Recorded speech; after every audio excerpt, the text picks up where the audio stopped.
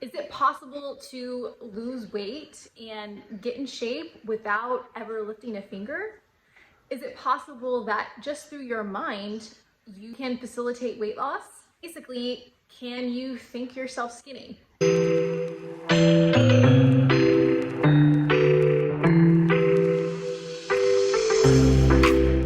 YouTube, welcome back to my channel. My name is Whitney Holcomb and I'm author of the book 1 Year 100 Pounds.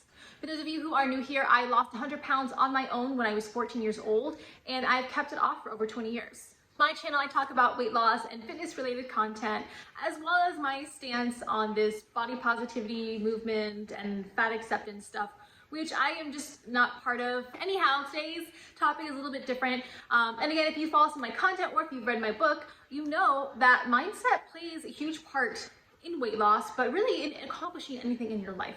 Your mind is a very powerful tool. And when you believe you can do something, you can do it. And whether that's negative or positive. So a lot of what I speak out against and what I felt compelled really to start this channel is I hate seeing all this content about how fat people are meant to be fat and obesity is a disease. You can't fix it. And some people are just meant to be bigger, and being overweight, you know, that's just a natural body type. And it's not. It's just not. I think it's really harmful for people maybe who do want to change and they're not happy being unhealthy and they want to lose weight, but now they have all these people telling them that they can't lose weight, that it's physically impossible for them to lose weight because it's their hormones or it's the way they were born, blah, blah, blah. And I think that these can be very self-fulfilling prophecies. And I think and I wonder if for a lot of people who are struggling to lose weight, if they have all these beliefs in the back of their mind, even when they are doing the right things, they're not seeing any results. Is it because they're not doing the right things? Or is it because they really believe that no matter what they do, they will not lose weight? So there was a study done by a Harvard psychologist. It was Helen Langer, and she decided to conduct an experiment on hotel maids. So for anyone who knows even a little bit about being a maid, or especially in a big hotel, they are constantly moving. They are constantly moving, cleaning things, lifting heavy equipment, constantly on their feet. You know, they'll do this a good 8 hours a day. I think if anyone, you know, like I just cleaned my whole house the other day, and yeah, you're on your feet. It's a lot of work. Cleaning is no joke. However, she noticed when she saw some of these maids and talked to a lot of these maids that many of these maids did not believe that what they were doing was considered exercise. And so even though all these women, all these maids were meeting the basic guidelines for daily exercise, most of them, about 67% of them, believed that they were not getting any exercise at all. And what was even more interesting was that their bodies reflected that. So this psychologist did a study. She measured their waist to hip ratio, she measured their weight, their blood pressure, body mass index, and she found that, yeah, a lot of them had stats that were showing them as either overweight or just not particularly healthy. So the psychologist decided to do an experiment where she took about 84 different maids and she did two groups. So one group, she explained to these maids and she gave them, broke it down into detail, telling these maids, actually what you're doing is exercise. And she broke it down, even saying how many calories you're burning doing this, right? So maybe it was telling them how many calories you're burning changing the sheets or mopping the floors, and how that was benefiting them as far as how it was benefiting their heart, their body. The other group, she didn't say anything, right? They just kind of continued on doing whatever they were doing. Didn't say anything at all, negative or positive. So a month later, they went back to these two groups and they found that the group that was told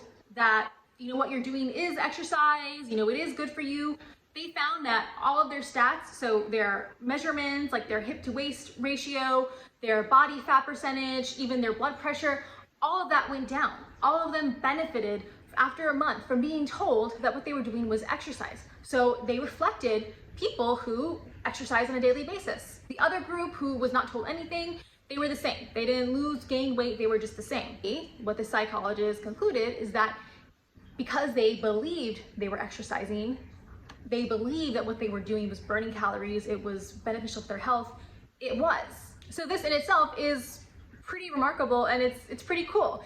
Basically it's just saying that because they believed now that what they were doing was exercise, nothing, and nothing else changed. According to this experiment, they did not, change the intensity of what they were doing, supposedly, that it really just came down to, it was the placebo effect, right? And we've seen this before in other stuff where it's like, okay, people are given a sugar pill, but they're told that, hey, this will cure your asthma, or this will, cure your skin condition. And because these people believe that that's what they're taking, their skin condition goes away, or their asthma symptoms are not as severe. Even though nothing changed, they were taking a sugar pill, but it was because they believed that they were getting better, that they did. So again, this is not a new phenomenon, that we have seen this in so many different instances. One argument for this particular one, as far as the maids, doing their normal activities, is you could say that, okay, well now that, which is very possible, and I kind of veer more towards this conclusion, is that because these maids were told that actually what they're doing is healthy, it is exercise, I think it motivated them more, and it got them in an excited, mind state where they're like, okay, well now that they saw that what they were doing was exercise, maybe they were, scrubbing the mops a little bit harder. Maybe they were walking a little more brisker from room to room. Maybe they were eating a little bit healthier than they normally would, because now they're in this mindset of like, yeah, I'm doing good for myself, I'm exercising. And I, know for sure, for a fact, even with me, like that's very true. It's not only that exercise is just good for you, and there's so many different benefits to it, right? But I really believe the biggest benefit, especially when it comes to weight loss, is that it just puts you in this kind of mindset of like, once you work out, like especially for me, like I love working out in the morning, because I feel like once I get that workout in, it kind of sets the tone of my whole day, and I feel better about myself, because I feel stronger, I feel healthier, and it in turn makes me want to make better, healthier choices. And I noticed that when I don't start my day off with a workout, or I don't start my day off with a good choice, then it kind of spirals the other way, where I might make worse choices, or I won't act as healthy as I know I should. But I think in this case with the hotel maids, whether or not it was the fact that they just believed that they were burning calories, and so now all of a sudden their body responded that way, or if it was just because now they believed that what they were doing was exercise, and now they actually tried more and they tried to make other changes in their lifestyle, I think they're still very significant. I think that they still pretty much prove the point that it comes down to your mindset. It comes down to your mindset. If you want to do something and you believe you can do it, either consciously or subconsciously, you will make better choices. I think another great example of this is, I'm sure you've heard this before too, but when it comes to people like athletes breaking records, there's always like a time period where it's like, okay, no one can run a mile faster than, I don't actually know what the record is, maybe like 3 minutes. Okay, let's just pretend it's 3 minutes, right? No one can run a mile faster than 3 minutes. I don't even know if that is possible. Maybe fastest mile is like 4 minutes, whatever. Right, but that has been the standard, and no one has been able to get to that. That was the world record, that was set by someone. All of a sudden, an athlete comes along and they break that record, and they now, all of a sudden they ran that marathon in 3 minutes in 54 seconds. Well, soon after, you find people, other athletes, that now that they know it's possible, someone else broke this record, there are a lot more athletes who are breaking that record too. So now that's like, they kind of just set the bar to a different standard. But why weren't they doing it before then if it was possible? They didn't believe it was possible. That's the explanation. They didn't know it was possible. But now that they saw someone else do it, they're like, oh wow, well if this person could do it, now they set their mind to, well, I have to break this record, so I'm gonna train to get to this level. But before, they didn't think it was possible. They thought 4 minutes was the goal. So they were never expecting to, never trained beyond going, less than 4 minutes. And I think that this topic is fascinating, and I know for just in my own experience, how much the mind and your mindset plays, and not just weight loss, but literally everything in your life. It really is quite possible. I forget who said this quote, but I think it was like Abraham Lincoln or someone, I don't know, maybe one of the presidents, but they said, whether you believe you can or you can't, you're right. And I think that's very true. I've seen that play out in my own life and elsewhere. So what does this mean for you if you are someone who's trying to lose weight right now? I think in this particular example with these, maids that were just doing their basic routine stuff, you could take that as a sign to think of yourself in the same way. Because it is true, literally everything you do, me talking right now, even thinking, requires you to burn calories. And the whole equation of losing weight is to burn more calories than you're taking in. Consider everything that you're doing as, you're burning more calories, because you are. So for example, even the other day, I cleaned the house. It took me like 2-3 hours to clean the house. But it's not like I was doing strenuous activity, but I was mopping and I was vacuuming. I have my watch on because I like to see how many calories I burned. I burned like 300 calories, 400 calories just from all the, like, the moving back and forth. And I was walking back and forth, getting my step count in. I felt it. My feet were sore after that. Like, I got to work at it. And I know, because when I do my other workouts, you know, I maybe burn like 300-400 calories in my workout. It takes me less time. But if I did my workout plus cleaning the house, I mean, yeah, that's a lot more movement and a lot more exercise probably than most people suspect. So I think it's just getting to that mindset of using everything as an opportunity to burn calories, using everything as an opportunity to get closer to your goal. Again, I do think it has a lot to do with just this, once you are in that mindset, it's, you know, everything else, all your other decisions come from that mindset of, okay, I'm working towards my goal and being healthy. And another point I think, you know, is important that kind of has to do with this experiment is when we're talking about weight loss and NEAT, or what is called non-exercise activity thermogenesis. And all that is it basically just defines all of the energy you burn and the movement you do that is not exercise related. So I think a lot of people, like an example with these maids, they see exercise as, oh, you're in the gym and you're lifting weights and you're, you know, walking or you're running on the treadmill. But again, everything you do, any kind of movement is exercise.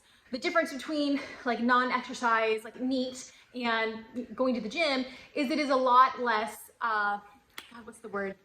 Like intensive. It's not as, there's a word and I can't think of the word, but it's not like as impactful on your joints. So in a sense, it's just easier for you to do. And you're still, you might not be burning as many calories as you would if you were running for an hour on the treadmill, but it's low impact. That's the word I'm looking for. It's low impact exercise. And this is important because this really is the majority of your calorie burn, even if you work out every single day. And I've seen this even for myself, you know, trying to lose weight. Like my lifestyle right now, everything I do, I work from home and it's just, you know, on the computer all day. And I like to work out like every single day, but when I'm not working out, and I've been trying to be better about this because I have noticed that my weight loss is not going the way I want it to go. I work out every day, but again, I might burn like 300-400 calories during a workout, which is awesome. But then after my workout, what do? I come back and I sit literally all day. So if I'm not also, you know, up running errands or doing other things, most of my calorie burn is coming just from that workout. And I think that this is true for a lot of people who have desk jobs or maybe work from home.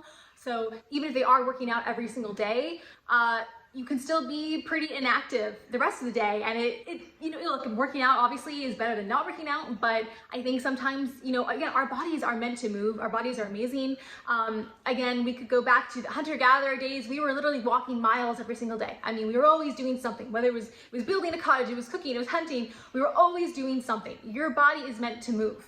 And now our lifestyles have just changed so much that we don't do that on a regular basis. We have to go to the gym to kind of stimulate what we would have done in the wild.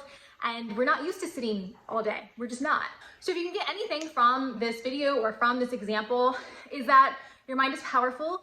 What you tell yourself is what you get. So if you are sitting there saying, you know, I am just meant to be this way, losing weight is hard for me, I don't get enough exercise, change it around, change it around. Use everything as an opportunity to go towards your goal, okay? So whether you're just running errands, you know, be the first person at work if there are errands to run, right? Or if there's just something that needs to be done, use anything like as an excuse to get up more and walk around. And it can be hard when you have a desk job, but I think, again, I mean, they even say that people who fidget more, like a lot of naturally thin people, tend to be people who just fidget more. So even something just like, okay, like, you know, shaking your head, shaking your hand, whatever it is, all those little things, it doesn't seem like much, but they do add up. So again, use everything as an opportunity to get towards your goal. Believe that what you are doing is working, and it will.